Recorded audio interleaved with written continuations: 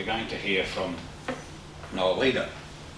Now, Noel is one of the honorary members of this club, rightly deserved. He's been in the club for a long time, since its inception actually, I think. And of course his filmmaking goes back to the good old days when you actually had 16mm cameras and that stuff called film, you know. And recently he has been doing some work converting some of his earlier pieces of filmmaking into digital video. And tonight we're going to be able to see one called Illawarra Coke. Now there's a little bit of history behind this. Noel was, I think at the time that he made that, the manager in one of the coal mines down in the near Coal Cliff down that way, and in the Illawarra region obviously. And he was of course involved with the Australian Trade Ministry and other people in selling our black gold to the Japanese and other Asians and so on. And in fact his film was used as a sales medium, and in fact it was dubbed in Japanese and so on, so it proved to be very successful. And of course I've no doubt Noel was very chuffed that his amateur work became used professionally, and we're going to see it so we can judge just how good that was, and I'm sure it is. I think that it's not necessary to say much more about Noel, except that he actually has been a contact between this club and many of the overseas clubs. You saw people out here before receiving awards. Looks like we've taken Britain and America by storm. And I think a lot of that credit can go to Noel, who has kept over the years prodding people into saying, why don't you put it into the, you know. So he's been a very good backstop in the club, and has encouraged other people to pick up the baton and do a good job. So I'd like you to welcome Noel, who's going to dissertate on his film, and then he'll show it to us, and I'm sure at the end if you have some questions he might be happy to answer those too. So without further ado, Noel, if you would like to come out and take over.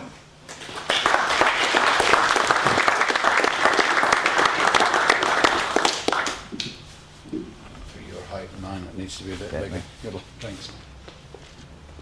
Thanks, Ian. It has been a wonderful time to be a member of NCC here tonight, to see all these great achievers up here and hearing about their work in putting our name on the map. The name NCC is revered overseas now. It really means something. The people in the UK and America and in Canada who've been promoting us to get into their competitions are so chuffed with the results that my email's stacked with these emails coming back from these people saying what wonderful work we do over here, how proud we should be, and saying of course they want us to make some more for next year. They're already slotting us into their judging plans for next year. So those achievers who've just received their awards this year, and you've heard about what they have achieved, you've got to get going. They're expecting more next year, and even better. Anyhow, I didn't come to talk about that, but I'm just so proud of what has been done. The little bit of effort I put into, as Ian said, spurring people to show what they can do, in my book has been thoroughly worthwhile.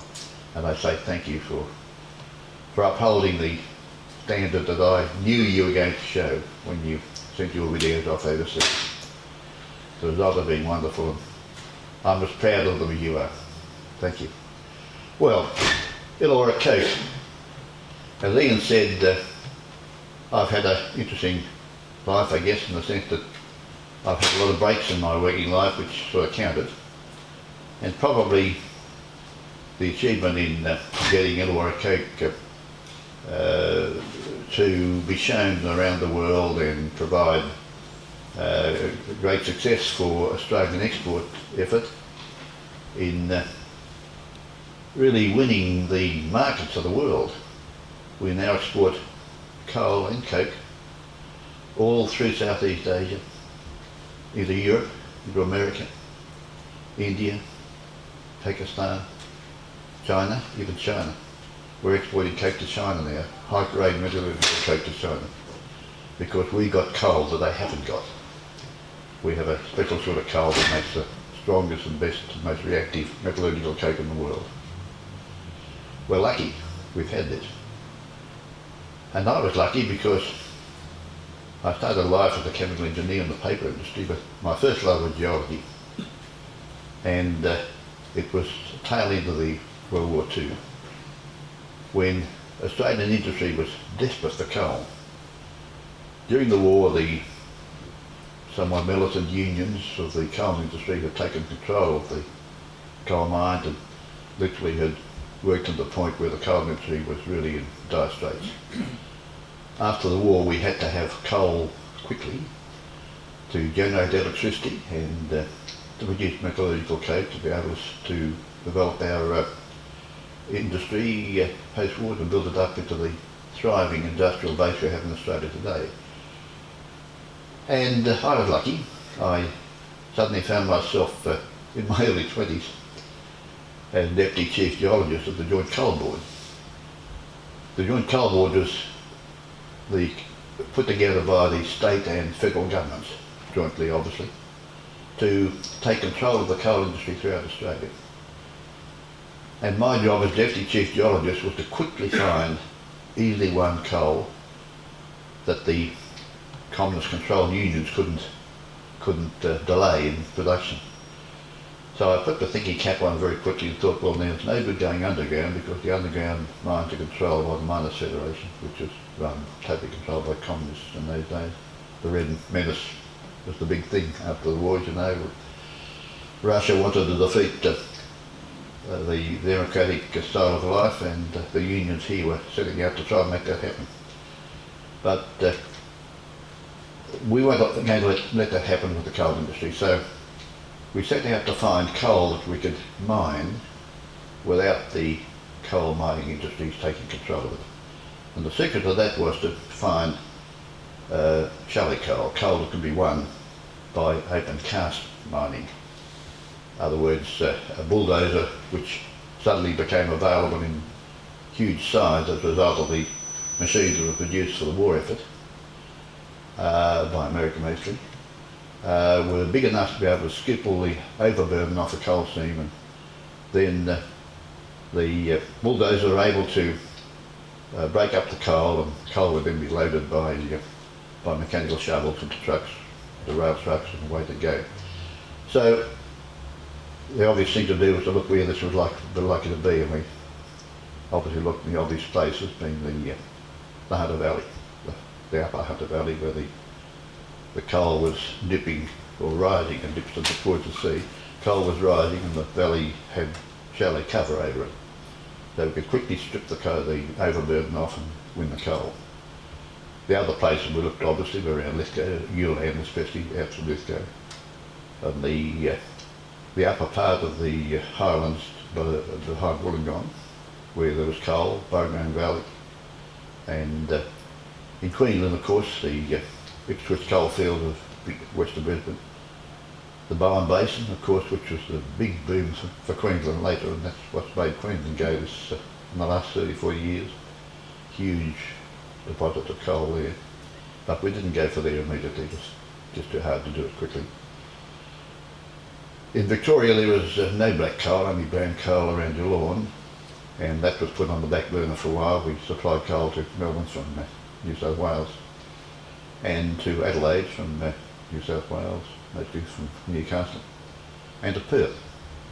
Perth had a small coal field south of Perth. Adelaide had a brown coal field that's north of Adelaide, but at that stage the technology to burn it in a power plant hadn't been developed. The power plant had to be built for that to happen. So that's a quick part of the history of the coal industry and how it rose from the ashes in the aftermath of the World War II. I was rather proud of my part there, but suddenly aged 28, I was headhunted to take control as works manager of the Illawarra Coke company, Club, which was the largest manufacturer of metallurgical coke in Australia. And you're not hearing me? I'll bring it closer. The largest manufacturer of metallurgical coke in Australia, maybe that's better. How's yours, John? Okay? Fine. I'm on the radio mic as well, as you probably gathered, and that's feeding into John's camera. So, the coal mining industry was up and away, and I was suddenly works manager, responsible for the whole of men and industrial relations that come with that in the manufacture of metallurgical coke for Australian industry and export, especially in later years. So these ovens were then at a fairly good state of development, but they'd been run down along with other equipment during the war. So I set out to redesign the ovens and modernise them and bring them right up to the cutting edge technology that they finally reached. When you see the film, you'll have some queries, which I do have myself now. The environment was not considered very much in those days. Dirt and dust and steam and heat and pollution of water and so on wasn't even considered. The important thing was to make it all happen, produce the goods. But nowadays the existing battery coke ovens have been changed to the point where the environments have been considered, and the steam and dirt and dust and smoke and silt and so on is now being brought under control. So, as you'll see. So anyhow, my job was to make the coke oven battery become modernised and effective, which was achieved to the point where suddenly in 1962 we were ready to embark on the real hard sell to sell Australian coke and Australian coal to the world in a big way. And realising I had to have a story to tell, and being a keen amateur movie maker from way back, or still came initially, I took my first photographs in 1932 at the opening of Sydney Harbour Bridge. I still have that photograph, by the way. Illawarra, but I enlarged it later on when I built an enlarger and have a good 10 by 8 of it. It enlarged quite well. Having graduated through all the evolutions of the still cameras, through the 35mm takeover, which is wonderful, SLRs, I finally took to movies when I bought an 8mm camera and had been shooting 8mm for many years, and in the process I built, I guess, the first 8mm sound projector in Australia, which was quite an achievement, and there were a lot of copies of it made by keen 8mm movie makers then. But finally in 1962 I decided it was time to move to the quality of a 16mm image. 4 times the image area of 8mm. Very different camera. But in those days, of course, bear in mind, we didn't have the wonderful thing we have now in video cameras. We didn't have things like autofocus, auto exposure. The latitude of film was extremely thin. You had to be within a third of a stop of the right exposure, or you could throw it away. A third of a stop, think about that, that's very little latitude. Today with the modern video camera, you don't worry about light really. Even in low light you can get usable images, pick up a bit of noise maybe, but you can use all the images. But I guess what the film camera did teach me was that whatever you do, you can never have too much light. And in video photography, really the same applies. If in doubt, get more light onto your subject. It gives you sharper images, better colour, the whole lot. So chase available light if you possibly can. Anyhow, back to the problems I had to confront to shoot this film. It was a very dirty, dusty environment, as I said earlier. Lots of heat and steam and, well, silt, it was literally constantly cleaning the camera, constantly making sure that you didn't have dust or grit or dirt or something on the lens. steam condensation on the lens when you're shooting in steamy conditions. Often you didn't have many places you could put a tripod to shoot your shot. I mean, in an industrial plant you don't necessarily have the option of being able to back off a bit to get a wider shot. You can't go further back, you fall off a tower or something or run into a wall behind you. So I didn't have all the options of positioning for shots that one has so easily these days with a zoom video camera. I had 3 lenses. I had a wide angle which was 16mm focal length and f1.6. I had a standard lens at 25mm focal length which was f1.4, and I had a tele lens which was 75mm focal length at 2.8, maximum up to 2.8. Bearing in mind the film was extremely slow in those days. You were working at full aperture frequently, and without lights you literally couldn't use them indoors at all. So those were some of the restraints that went into shooting the shot I had to get. Also, I think I mentioned no autofocus, no auto exposure, so every shot I took I had to use a meter. And here it is, it's a 50-year-old meter. It's a Western Master 2 meter which has a cadmium sulphide cell, selenium came later. And this is a centimetre, specially calibrated to be used as a centimetre. It has 2 ranges, a low range and a high range. And you can read off what should be the right exposure from the needle which would move against a calibrated chart. And it worked reasonably well. As I said, you had a latitude of only a third of a stop, so you had to be right. Mostly I was. I got to be pretty proficient at doing some shrewd guesswork, I guess, as time went on, and I didn't have to throw many shots away. Even more important, of course, was that you had to be sharply focused, because working at very wide open apertures, your depth of field was zilch.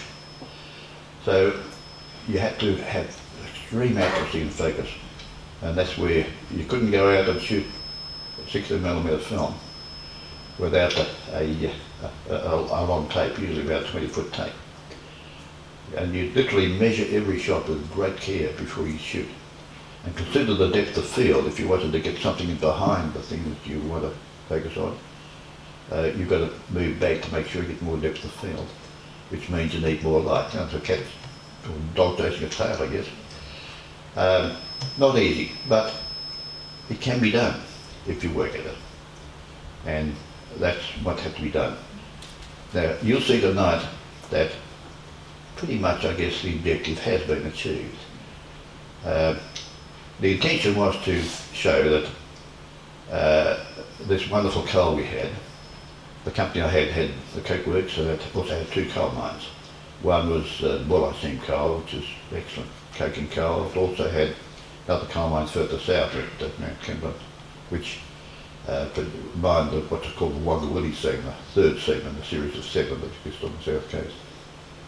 And it was very strongly coking, very reactive, of great coal, but fairly high in ash. So we had to judiciously blend the 2 coals to make sure the ash content of our coke was not too high, but the capability to make top quality, strong coke was at its peak. So we did that.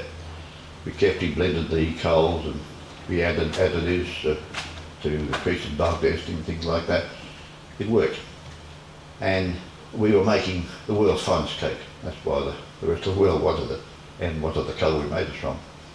So when I set out to make this film, I thought to myself, well, now it's going to be showing the world how we do it right in Australia. And I thought, well, now we have to show, firstly, why the coke is so good, how we make it, why the coke is so good. And the way to demonstrate that, of course, is show it in industrial use. Now, I therefore took 3 key examples which I photographed to show that. One was the manufacture of the Holden cars, Fisherman Bend in Victoria. The manufacture of the Holden car, of course, was a huge achievement in Australia in those days. And when you see the latest model Holden on the video shortly, you'll realise how old the film is. It's 43 years old. And that was the current top of the line Holden 43 years ago, you're going to see. So I went down to Fisherman Bend and I shot Coke, leaving Coke Works and arriving in Fisherman Bend and going into their hot glass cupola to melt the iron to cast the engine blocks and cylinder heads for the Holden car. So that was one segment of our industrial development at that time. The next segment I chose was a fairly simplistic one. McIlwraith Industries in Sydney were the leading manufacturer in Australia and exporting overseas of cast steel bars and sinks etc. for homes. So I went off to McIlwraith Industries with the camera and took shots of them using Illawarra Coke in their hot glass cupola to melt pig iron, to cast the heavy cast iron bars they made in those days, and the coating of them with enamel to come up with a wonderful enamel bath that we used to have our bars in then. So that was a simple but important element of industrial activity in which the Coke was very critical. There are many others, of course. All the smelters around Australia were using Illawarra Coke. International Harvester were making tractors using Illawarra Coke and also trucks. And Ford was making the Falcon using Illawarra Coke down at Ford Meadow in Melbourne. All around the country the Coke was being shipped or railed or by road transport to cities, and the Coke was being used there.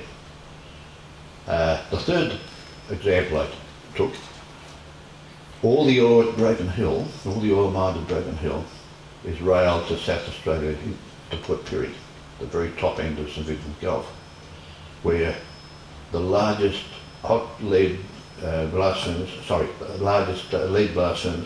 in the world is operated. It's still operated there. And Australia is the largest producer and exporter of lead in the world. So all the ore comes down from Broken Hill by rail, goes into this enormous blast furnace at Port Pirie, where Australian Coke is mixed with it to provide the right conditions to finish up with high-grade refined lead, which is then cast into billets to export around the world. Zinc concentrate comes out of the cupola. Silver and gold also comes out of the cupola, blast furnace rather. And so I took my camera down there and I photographed Coke going onto a ship at Port Kembla. We railed it from Coalcliff to Port Kembla, put on a ship. Ship went on a 5-day run around the coast to Port Pirie. Discharged the Coke there, and then it went into the furnace and out came the goodies. So that was recorded, again in an industrial environment where everything had to be just right. It worked out fine. And right, that was the actual content of the film, as you'll see. The coking plant, its uses, and how the whole thing worked. And it's, I think, a good explanatory film of the whole issue. But think about this. The film I could use, there weren't too many options of the film I could use, but they're all slow. But I chose to use commercial Ektachrome type 7255, which was actually a tungsten ballast film designed to be used for artificial light at 25 ASA, which is pretty slow, as you know. But it could also be used in daylight at 16 ASA using what was called a Rattan 25 filter. Rattan 25 filter, W-R-A-T-T-E-N, Rattan filter. It was an orange coloured gelatine film, which I'd get in a sheet, and I'd cut it into little squares a little larger than a 16mm frame, and slide that into a holder, which would then slip in behind the lens of the camera. So I could use that in daylight, but I had to do, of course, is remember to take it out when I put it into artificial light shots, and also be careful it was clean. And in a dusty environment, that was not easy. In fact, I had a whole bag full of these little sliding holders and squares of orange gelatine, so they could be constantly putting in clean ones to make it all work. The other thing was that the three lenses on the camera had a hard glass element, like we use a UV filter in front of our lenses now. This is hard glass, no UV component, so that I could clean the lenses before and after every shot. And the glass would finally get scratched, but I had a whole heap of glass bits I could replace too, so it worked out. The camera I haven't mentioned, it was a Payard Bolex 16mm reflex. The reflex had only recently been developed by Payard Bolex. It made a tremendous difference because all of a sudden you had no parallax errors to contend with, but you could actually see what you shot in the viewfinder. But what I mentioned earlier, of course, you had to be accurate and be very careful on depth of focus, which you couldn't quite see in the viewfinder, so your measurement of your distance was absolutely critical. So here was this slow film. I used the slow film deliberately because we obviously had to have a number of prints that would be going around the world and so on, and also I made a decision that if we could, we'd make a Japanese language version of it as well to go to Japan, which is then our major targets for the big coal sales for the steel industry. And so my decision made was we'd shoot in commercial Ektachrome, which is basically negative film, and then we print on Ektachrome, which is what happened. Quite late in the piece, I decided to make it what's called double roll printing, so we could in fact put lap dissolves into the film by literally shooting overlapping images. But initially, because they had a very tight budget, not a lot of money, film was like gold in those days, it cost us horrendous. And so I had a very tight budget, and I set out to shot list every shot I had made before we exposed anything, and to try and shoot them in sequence to avoid post-production costs, editing, and also having to glue scenes together, which you had to do in those days. You couldn't do it in a computer, it was literally glued together.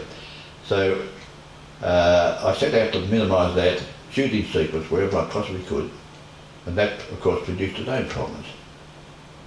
Now this Bolex camera had a remarkable achievement just developed by Bolex.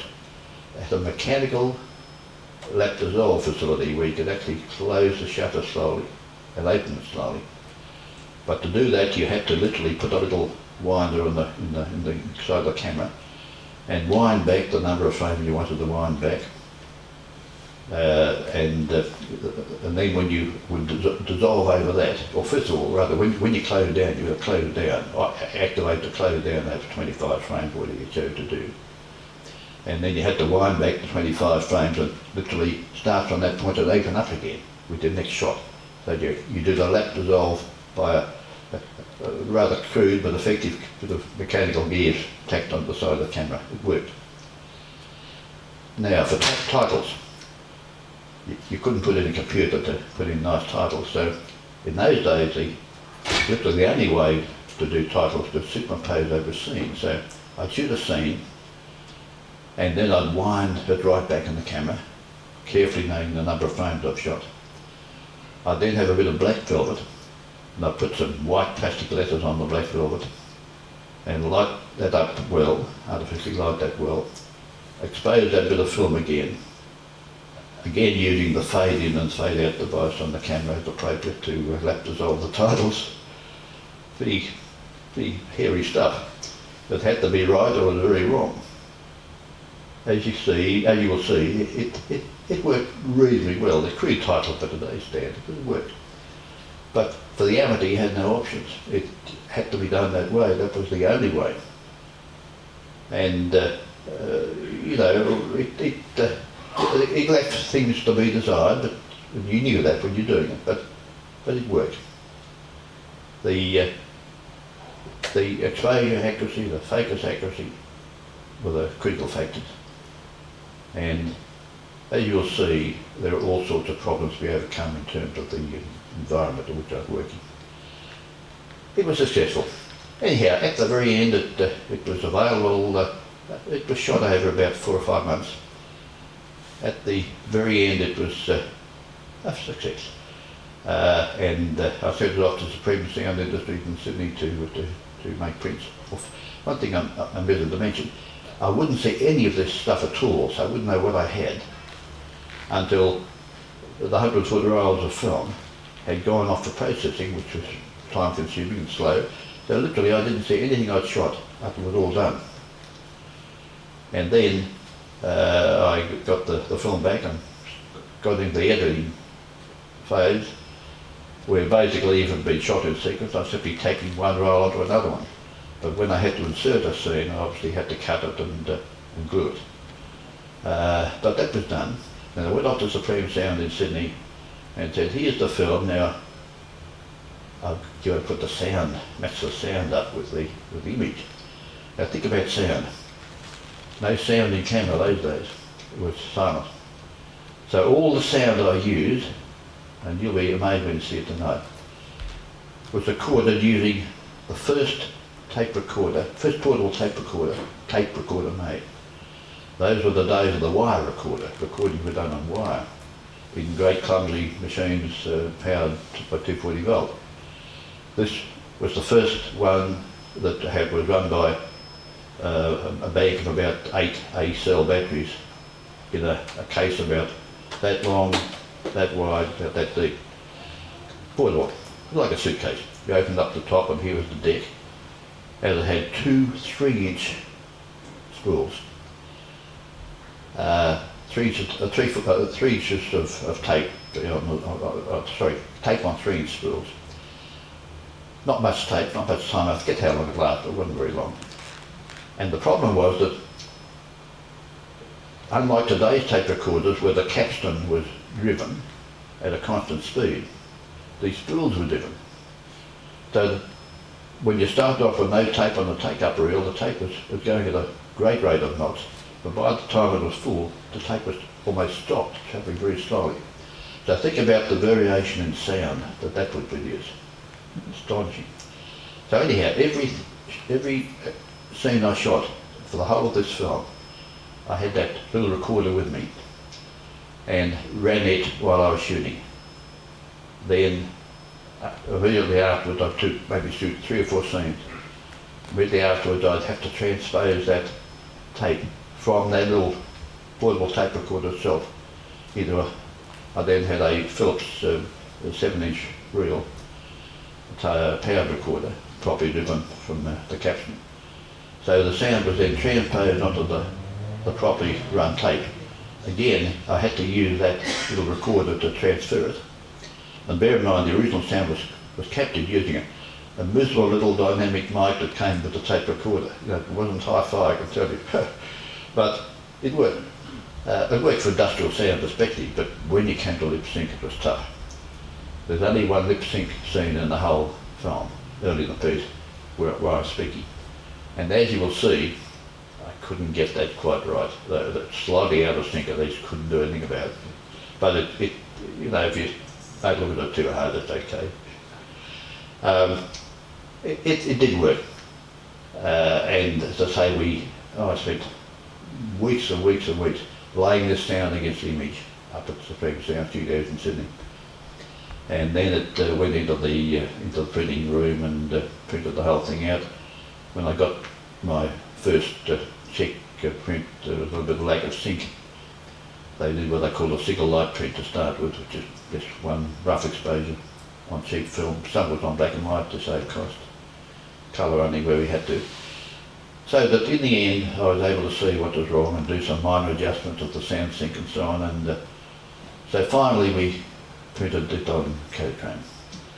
and I had a release print, 28 minutes long. Good colour, surprisingly good colour. And then I set about to make a Japanese language version. Boy, I didn't know what I was taking on there. I got a Japanese multilingual fellow from the ABC, and we worked together on that. Japanese sometimes took longer to say the same thing, or sometimes less time to say the same thing, so I had to do a bit of then re-editing of some of the image to match up. But it did work out. So, October 1962, this film had its premiere at what was then the place for a premiere in Sydney. It was the A&P Theatre in the Circular Quay. They had a really nice theatre at the ground floor of the A&P building, and it comfortably held about 800 people. It was quite a guard occasion because we had heads of the Japanese steel industry come out especially to see it in the audience, and the Premier of New South Wales was Jack Renshaw. He was there. The chairman of the Ravenhill Group of Companies was there, and in fact, there's a photograph. There's a photograph that appeared on the front page of the Sydney Morning Herald next morning, along with a big story. And there I am chatting away to Premier Jack Renshaw and the chairman of the Ravenhill Companies, Jim Shackle. It was a big deal, but would you today see an amateur film having a premiere in a theatre like that and hitting the front page of the Sydney Morning Herald? It just doesn't happen today, I don't think. It was quite an occasion. And about 6 weeks later, we had an audience of 2,000 leaders of industry in Japan in the ballroom of the Imperial Hotel in Tokyo, seeing the Japanese version of the film. Quite an occasion for a young fellow not yet 40. It spurred me on to do more. I shot another documentary 4 years later of the development of the export capability on the south coast, the building of the inner harbour at Port Kembla, quite a good one. That was also released in Australian and Japanese versions, English and Japanese versions, and again had its premiere at the A&P Theatre and again in Tokyo. A few years after that, I made another one of Baby Rolled Copper, mine being developed. I'm getting the word, I've got to close out. Time is running out. And that was released in 6 languages, which is quite an exercise, but a good one. Those 3 films were requested for the National Film Archive in Canberra for the 100-year collection, to be shown 100 years after they were made, to show Australian industrial development to a generation that's there 100 years later. It was a pretty big deal. Anyhow, I think you can judge whether the effort was worthwhile, because you're about to see it. I had only 1 copy left, and the company who presently operates the Illawarra Coke company, it's now been sold to private enterprise, another private enterprise group. They asked if they could get a copy, and the National Film Archive wouldn't let them have theirs. So they approached me, and so I arranged to transfer to DV and to DVD. I went to DVD as well to supply them with that, and it worked out fine, as you see. So you can judge whether the effort was worthwhile and whether it was a success. So I think if we had the lights down, it would be a good time to make Ian's quite a little more relaxed about the time at the back there. He's getting a bit anxious. Okay, Ian. Thank you.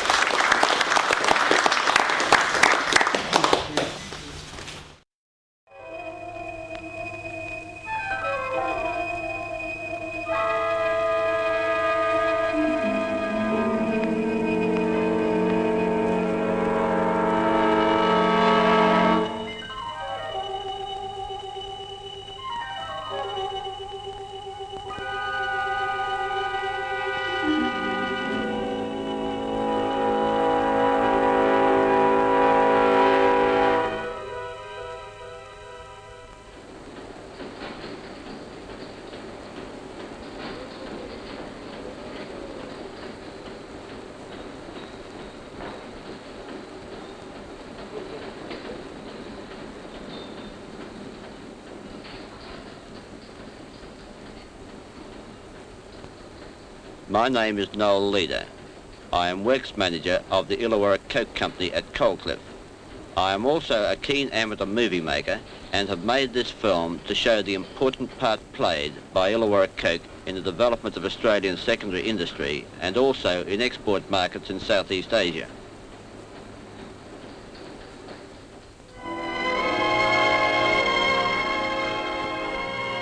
The Pacific coast of the Illawarra district of New South Wales, 35 miles south of Sydney and 20 miles north of Port Kembla, one of Australia's two big steel centres and the heart of a major region of industrial development.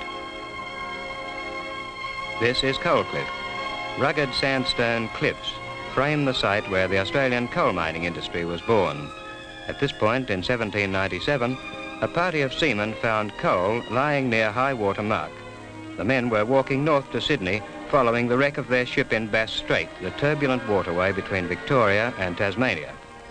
80 years later, a tunnel was driven into the Bulleye Seam at this point in the cliffs, a pioneering venture which was followed by the building of a jetty into the open sea. Here, coal ships were loaded direct from the mine tunnel for Sydney and other markets. Now, a century later, a modern scenic road winds round the foot of the hills above the remains of the old jetty, and trains ply to and from Coalcliff through a tunnel under the mountain.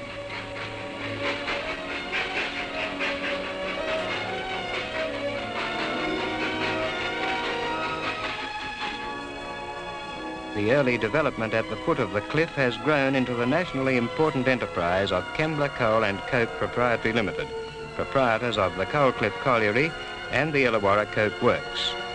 A fully mechanised mine has been developed at a cost of more than £5 million to produce large quantities of coking coal. The Illawarra Coke Works uses this coal in the production of high-quality metallurgical coke for Australian industries and for export overseas. Coal from the mine, which produces over 3,000 tonnes a day, is washed in a 400 tonnes an hour preparation plant and then transferred into product bins for delivery.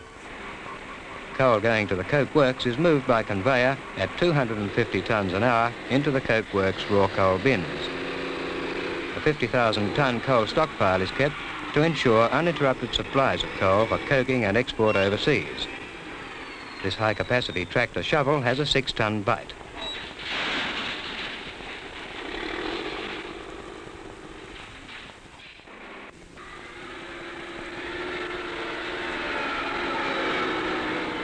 Motor lorries transport coal from stockpile to a hopper feeding the coal conveyor to the works' raw coal bins.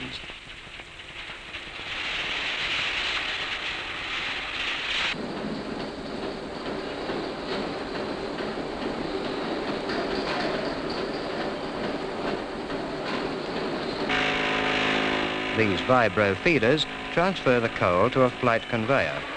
Oil is added to assist coal handling and improve its bulk density for better coking.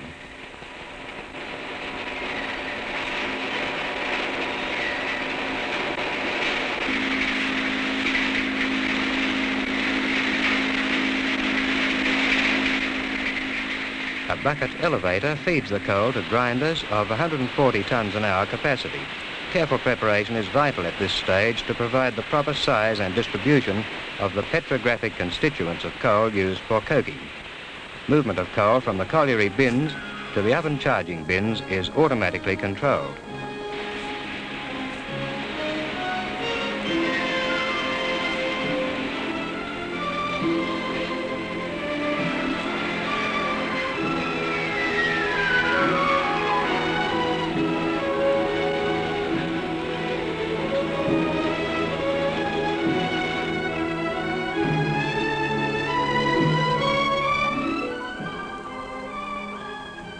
Accuracy in loading the coal charge to the ovens is achieved by electronic weighing, using recently developed load cells specially designed in Holland for this application, the first of its kind in the world. This equipment automatically stops the flow of coal when correct weight has been obtained.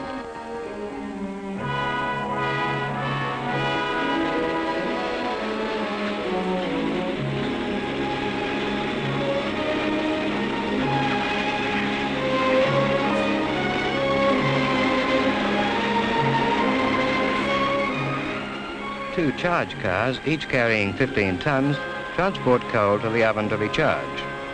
The Illawarra Coke Company is Australia's largest producer of high-quality metallurgical coke, made in this battery of big compound underflued coke ovens. These most efficient ovens were designed by Illawarra's own technical personnel and constructed under their direct supervision. Modern coke oven construction overseas has recently adopted the basic principles embodied many years earlier in the Illawarra design.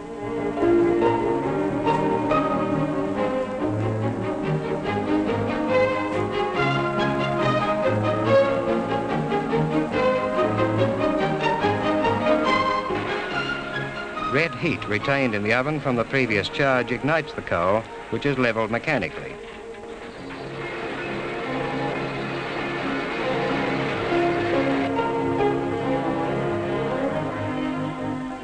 The oven door is then sealed with a special clay mixture to prevent the entry of air.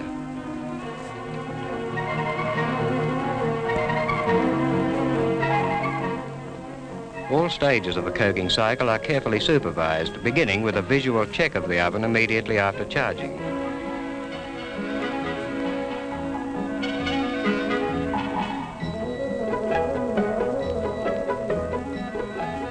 Works foreman John Burnett has been making coke for 40 years.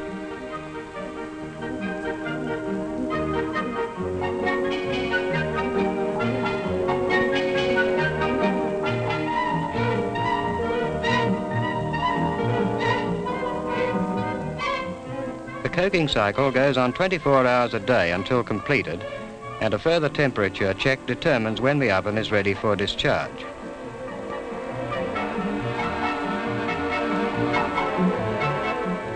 It's hot in there, 1200 degrees centigrade.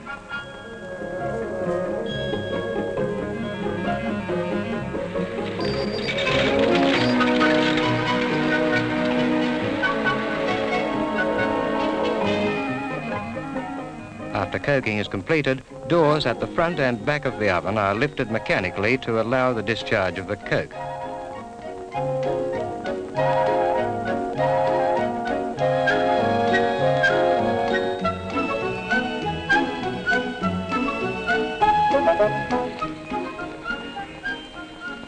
The coke ram is positioned for the pushing of the oven.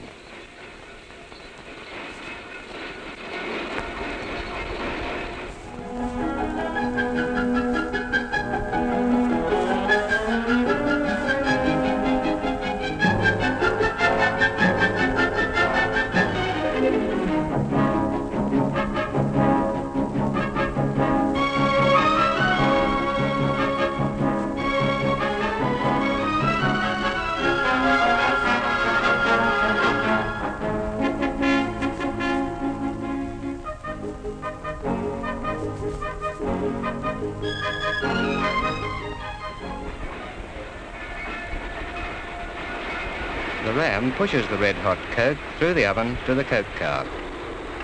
Coke guides prevent spillage during passage of the coke across the hearth.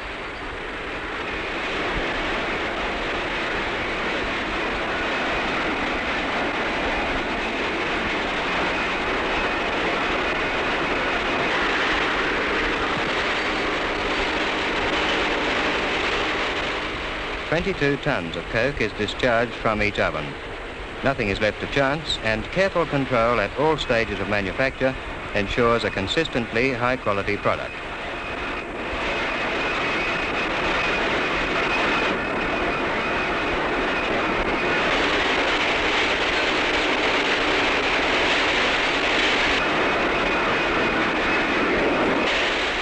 The use of water during quenching is kept to a minimum, the aim being to quench the coke by forming a steam envelope rather than by the use of excessive water.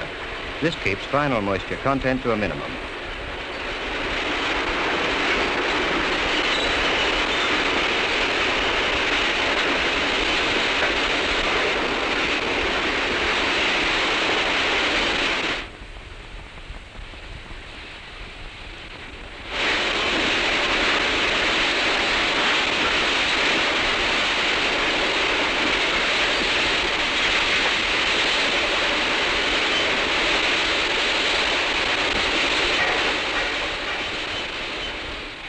On the coke wharf, cast steel tiles resist the extreme heat and abrasion of the newly quenched coke.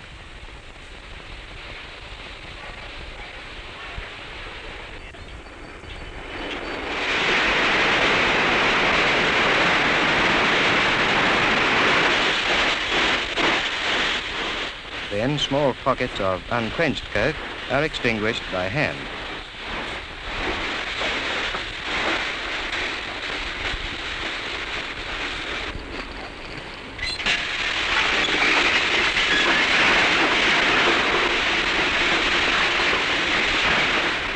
The cooled coke is fed under gravity through quadrant gates onto a heat-resisting neoprene conveyor belt for transfer to the screening plant.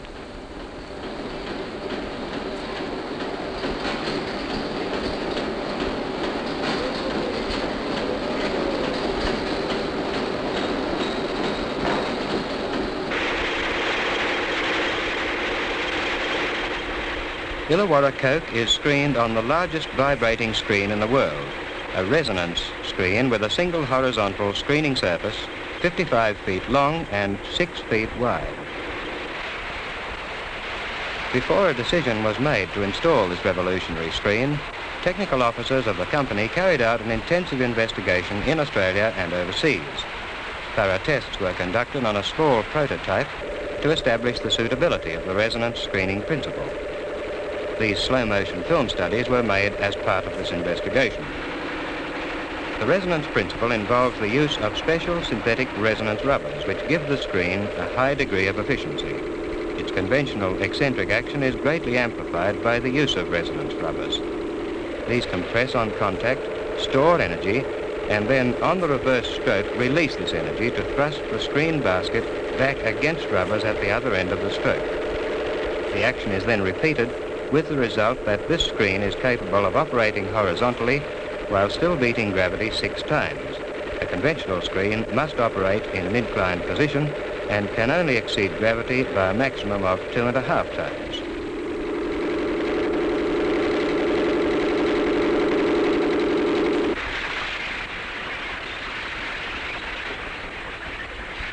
The huge screen area ensures that each piece of coke is sized correctly.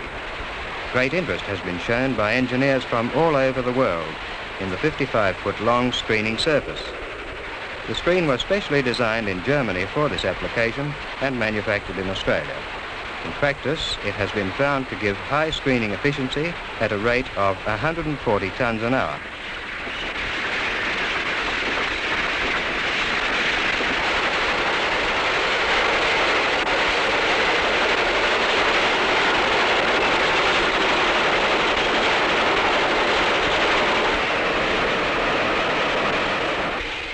The big screen is located 70 feet above the rail sidings, and screened coke in 6 sizes goes into steel storage bunkers below for dispatch by rail and road.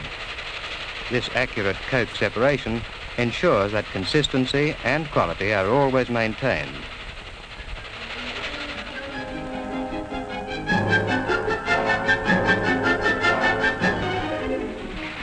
Quality control means constantly testing the coke for chemical properties and physical strength. A sample of coke is finely ground and a representative fraction submitted to laboratory testing of its chemical composition.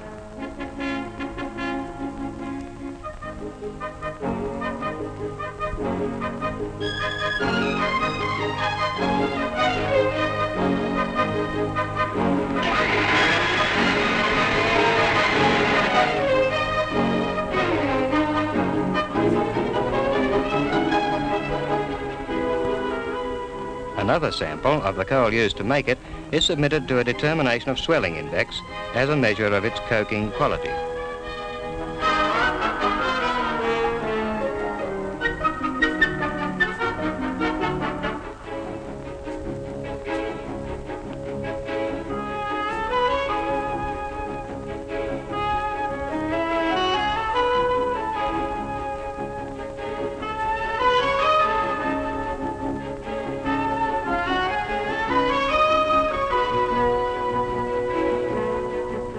The coke button produced by heating the coal sample in the crucible is measured against standard profiles on this chart for determination of its swelling index number.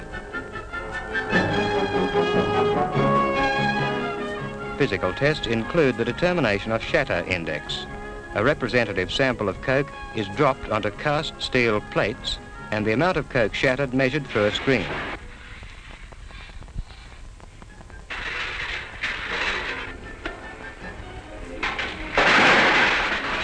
Abrasion index is obtained by tumbling a representative sample of coke for 1,000 revolutions in the abrasion test drum and then measuring how much degradation of size has taken place.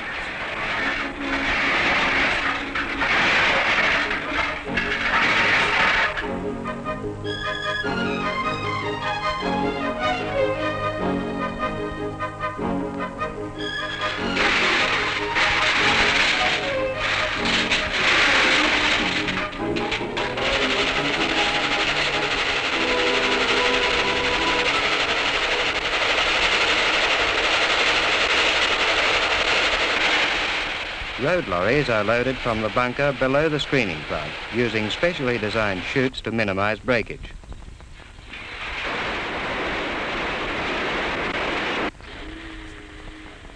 Coke is dispatched by road to many parts of Australia and has achieved a firm reputation with foundry men for consistency and quality.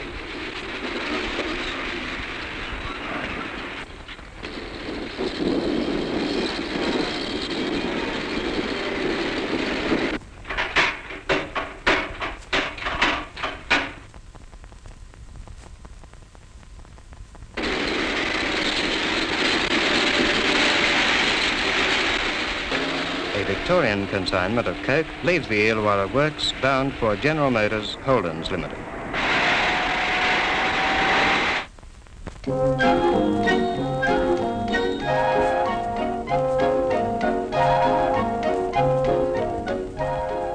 The Fisherman's Bend works of General Motors Holdens Limited, operators of one of Australia's largest and most efficient hot blast cupulars.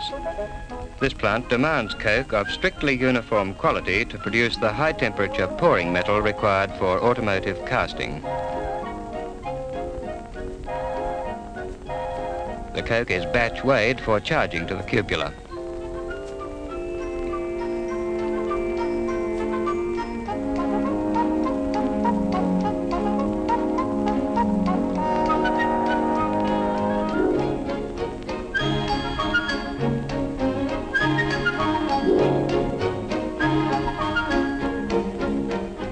A significant feature of the plant is automatic recording of all phases of cupular operation.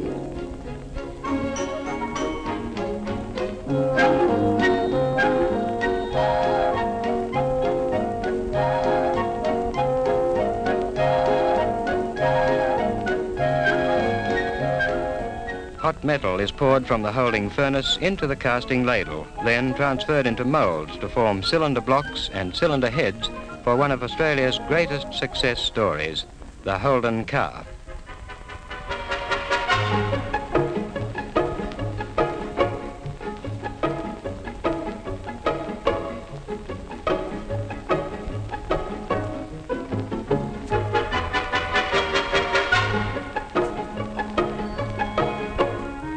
Another hot blast cupola, operated by McElraith Industries in Sydney, melts metal for a wide variety of products. Uniformly sized Illawarra Coke is charged to the cupola by skip hoist and hot metal poured for a production run in the casting of bathtubs.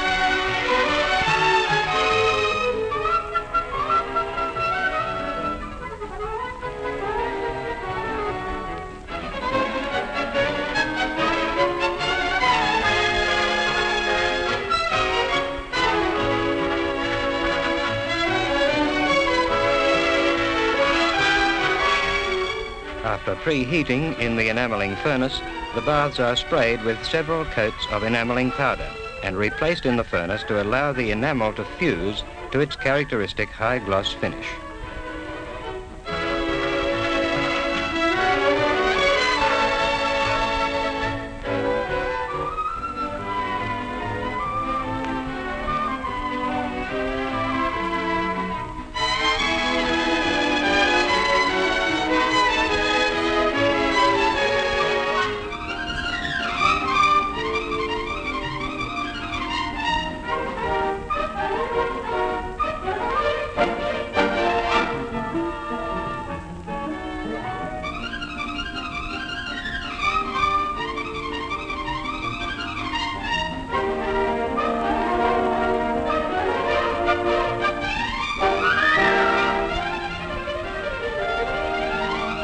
Now ready for the home, the finished quality of these baths reflects the high standard of production control in their manufacture.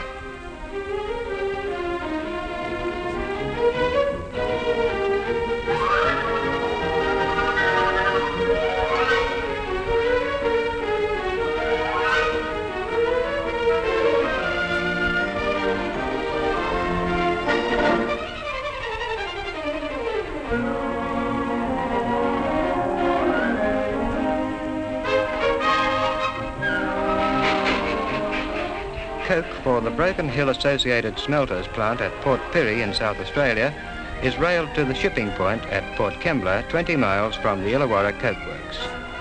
Reserve Coke supplies are maintained in a stockpile near the loading jetty.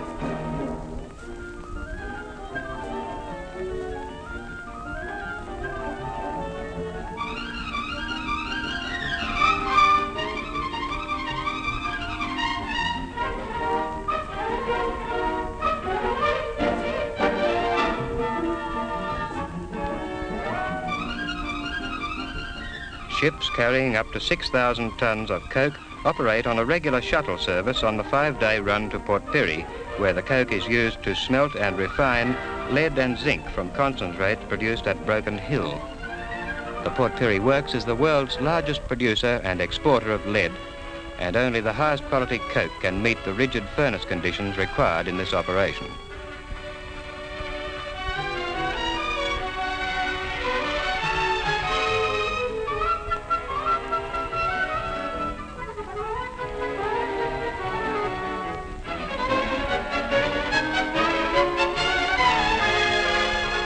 Coke is stored in graded heaps at the wharf side and moved by Telfer system with the concentrates to the furnace charge hopper.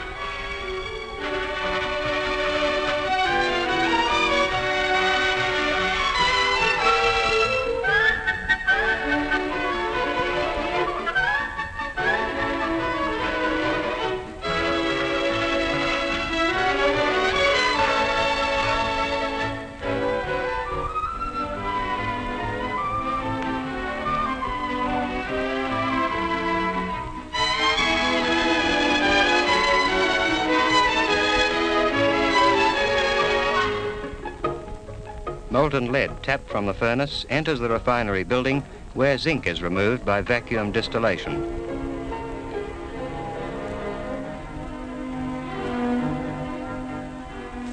Caustic soda is added to remove impurities, and pure metal is cast into ingots for shipment to the consumer.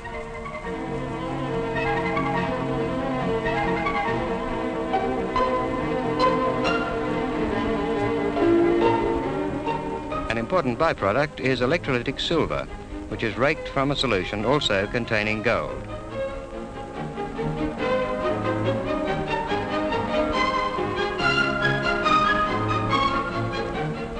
In a highly mechanized operation, pure lead produced at Port Pirie is shipped to the markets of the world.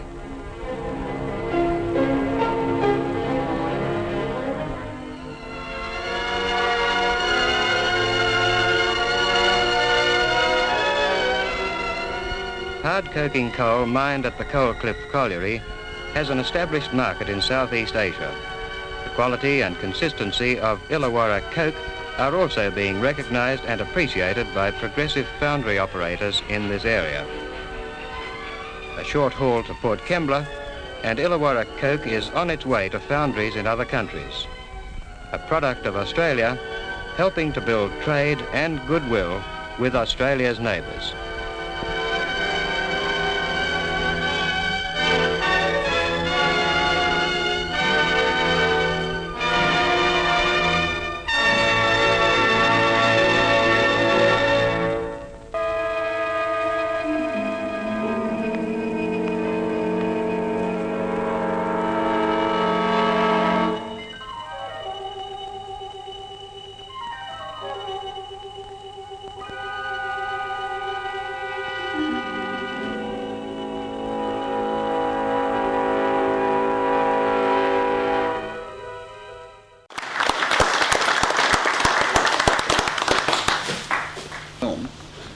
And I think it's probably got everything in it you ever wanted to know about Coke. And I'm glad of that, because I don't want a lot of questions about making Coke.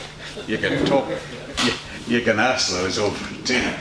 What we'll limit your questions to are any that you have for Noel about the technique of the film and things that you might have seen in that regard. But just before you do, I've actually invited John Urquhart to come down here and just say a couple of words, because he's got a little story about this film. I don't know if it's derogatory or good news, so I'm in John's hands. You know so much about me. Well, I think that's the problem, yes. So I think you all know John. He needs no introduction. John, over to you. Thank you, Vic. Yes, ladies and gentlemen, it's a privilege actually to have this opportunity to say a few words to you. And we heard to Noel in his introduction to his superb film, Noel at his best. And Noel at his best is always an understatement. We heard, for instance, there's these 7 seams of coal down on that Illawarra escarpment and so forth, and he really knows and is completely over his subject. I'm fortunate enough to have known Noel for about a decade now. I have valued his counsel to the highest level possible, and consider myself fortunate to take advantage of that counsel and to count him as a friend. And some 5 years ago, I thought, votey, you know, I really ought to put in a votey entry this year. And as I do, I mentioned this to Noel, and he said, what kind of video do you think you'll make? And I said, well, the doco sounds pretty good. They don't seem to get too many entries, and who can compete with these, with Barry and Roger and so forth? Give me something easy. So a doco. And he said, oh, well, yeah. And I said, you know, this economic rationalism, I said, that gets right up my nose sometimes. And we should do something about economic development and how that's impeded by some of these kinds of activities. And Noel said, yeah, well, perhaps you could do something about coal. And I thought, yeah, that's a good idea. And I said, yeah, Noel, we should do something about coal. He said, it's just that I've got a fair bit of information about that subject. And I said, that's wonderful, great, that makes it even easier. So he said, I'll put something in the mail. And duly through the mail came this great wad of fantastic information from the history, the finding of coal and the coal seams around Australia. Marvellous stuff. And I was very, very impressed by that. And I later learnt that Noel, of course, had done a lot of research work in finding some of these seams and measuring their economic value to our nation. I then suggested to him, well, look, this south coast area seems to be a rich field for us. There's some nice seams down there and so forth. And you know, that Illawarra escarpment, Coal Cliff and so on. So we headed off down there one day, took the day off work, loaded the crane into the car, the wife's car, because the crane wouldn't fit in mine. At least that was the excuse I gave her. And away we went. Now, it wasn't too long. We'd done all the shots from Stanwell tops and all of that, and it was absolutely terrific. And we went down around Coal Cliff itself, the town. And I quickly found there was a park called Leeder Park. Leeder Park. That's a coincidence, isn't it? And then you find out when you ask Noel about that, well, the park was constructed by Noel and his company back then to provide a safe means of access to the Coal Cliff beach. And that park is still there today, and Noel has some incredible shots of the opening of that and put in a lot of personal effort to do that. And then, of course, I soon found that he was responsible for the building of the community hall down there, which is still there today, and a very fine structure in brick and so forth, and still well maintained.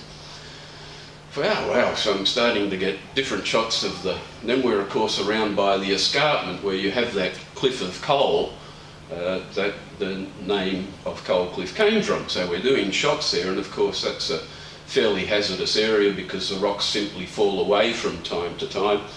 But that didn't deter Noel and I. We parked by the double yellow lines and we're out with the video cameras and tripods and taking our shots. So I said, oh, this is all terrific. We've got some great shots here, Noel. You know, it's a shame we couldn't get a bit of this, these works you tell me about. Oh, no problem, he said. We'll go to the works and we'll get some shots. And I said, Noel, how long since you've been here? Oh, about 36 years, I think it was, something like that. And I said, wow, okay, but Noel, what about access to the place, you know? And he said, oh, it's no problem. He said, where you go in, you go up a hill, and you've got a great view of those coke ovens, and they quench, and if we're there when they're quenching, you'll get some really good action, you know, big clouds of steam. Oh, terrific. And he said, look, the office is way over the other side. Oh, okay, righto. So we take our positions where Noel suggested, inside the property, of course. And tripods are out, cameras are all set up, and next minute the flashing lights are there, yellow flashing lights, and we've got a couple of people from the works.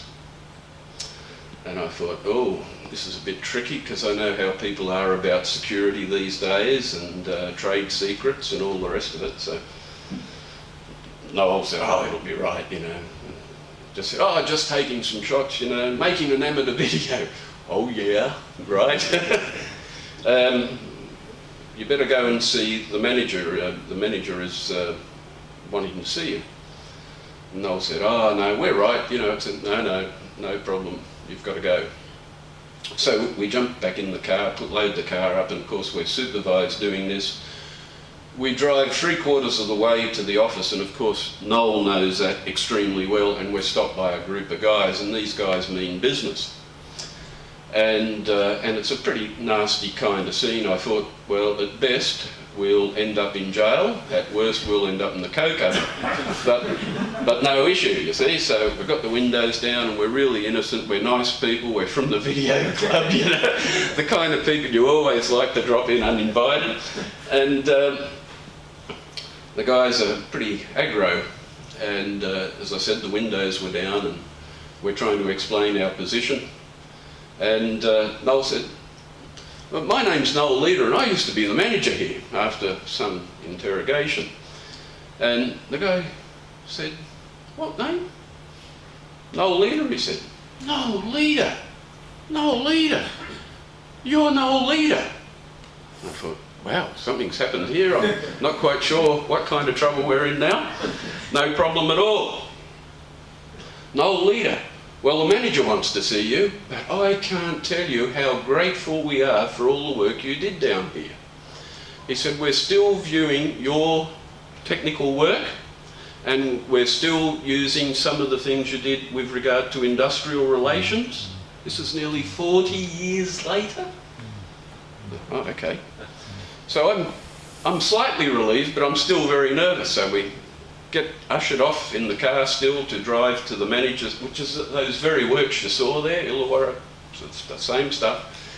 We go in there and everybody's waiting for us, and the word had already got there that Noel Leeder was on site. It was absolutely incredible. We were given caps, we were given the royal treatment. It was absolutely, totally unexpected. And the man is just so highly regarded in that community today. So much so that we went down and saw the house that the company had built for he and Marjorie and the family. And the current owners of the house were absent. But no problem at all, the cleaner gets summoned and we get the house opened and Noel gets a guided tour through that, because his reputation is just amazing down there. He is an extraordinary man, and I feel particularly privileged tonight to say to Noel, it is no wonder, sir, your film has gone into the 100-year collection in our National Archive. I feel very proud, and you should feel, even knowing you and knowing that's the case, I hope you feel even prouder about that. And I take great pleasure in moving this vote of thanks, and thank you not only what you've done for our club, and we've heard about that tonight, but what you've done for our nation. Thank you very much, Noel.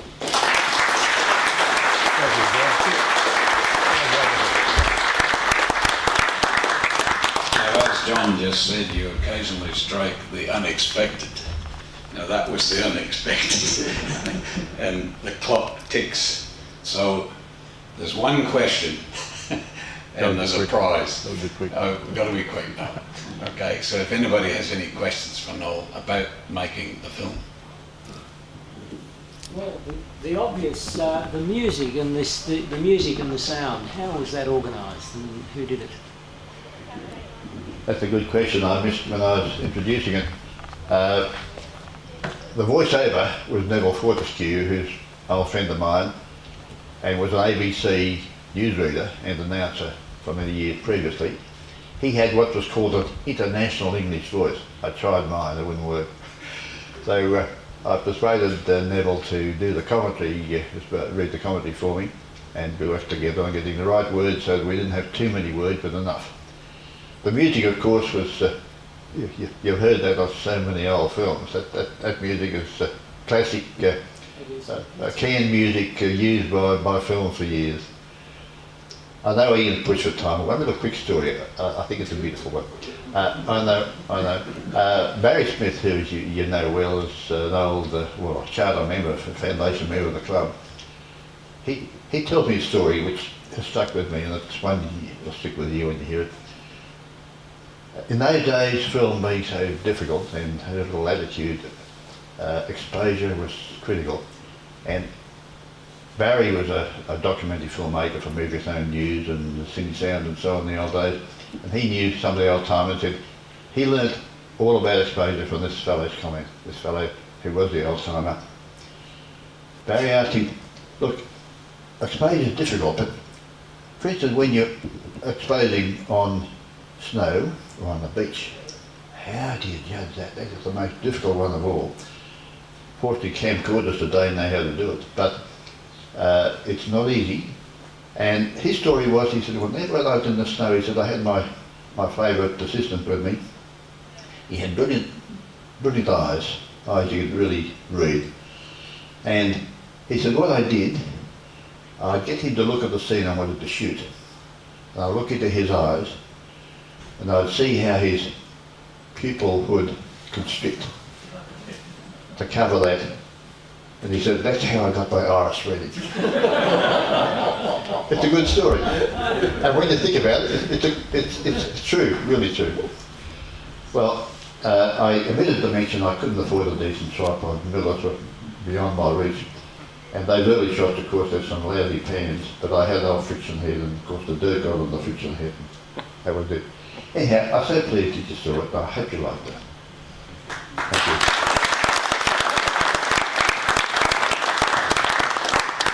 There is a comment that I think at the bottom of that writing there, it said, today Noel Leeder is something like a serious or an amateur, a very keen amateur video maker. What were you then? An amateur video maker, a filmmaker. An amateur filmmaker, what were you then? I was an amateur filmmaker then, but I'm still an amateur filmmaker. I enjoy shooting video. Ian's reading down my neck, I can feel it. Look, I've got some notes here. The very last time that film was screened in Sydney was the Thomas Mann Theatre in the city in 1988. I made some notes which I handed out. I found it in my can when I opened the film a while back to make the transfer. I've got some copies here if anybody's interested. The whole story of the problems and how they were handled is here. So feel free to grab a copy if you'd like to read about it. Again, thanks for watching.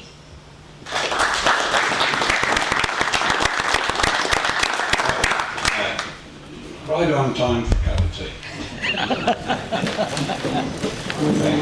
I'll show you one. You sooner have a little DV. Oh yes. Or a DVD instead of that. That's the original film. Yeah, just feel the weight of that. It's a lot easier on the DVD.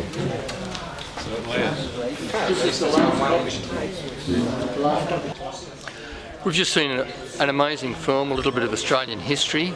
It's one of our video club members, Noel Leeder, showing a film that was made in 1962, and it was absolutely fascinating. Set around the south coast of Australia, around the Illawarra region. I was particularly impressed with some of the shots that he actually got, especially his exposures of inside blast furnaces and molting red hot metal. Considering he did it all with a 16mm camera and some very sensitive film, using basic light meters, it just goes to show that those simple techniques can produce an amazing result if you go back to first principles and do things properly. And it's a lesson for all video makers today to just go back to first principles and think about exposures and shutter speeds and everything else. In some ways, the cameras today make life too easy for us, but I really enjoyed it. Thank you.